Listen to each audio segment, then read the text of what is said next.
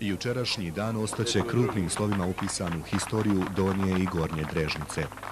U Gornjoj Drežnici puštena je u rad nova automatska telefonska centrala kapaciteta 1500 priključaka.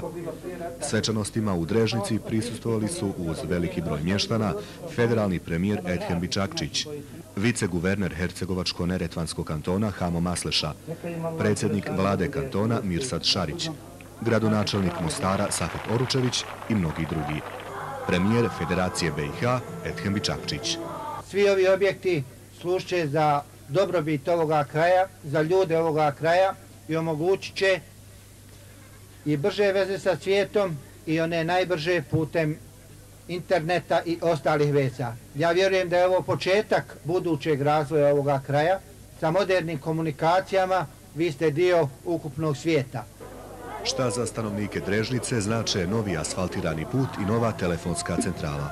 Pa za nas otvaranje puta velika važnost, za nas svi je objekt građana što nas postoji. Jer dobili smo put asfalti koji se moramo s njime diviti i dičiti. Jer ovo nismo imali, a danas smo to dobili puno sa mjerom zadovoljni. Znači sigurno puno. Mi to u ovom trenutku nismo ni svjesni šta u stvari to znači. Tek nakon nekog vremena će vjerojatno bolje to sazna šta ona. Zahvaljujući donatorima u svijetu, prije svega ličnim angažmanom predsjednika Izetbegovića, a zatim i pomoći Kuvajtskog fonda za obnovu i razvoj, stanovnici Gornje i Donje Drežnice sada su mnogo bliže tekovinama moderne civilizacije.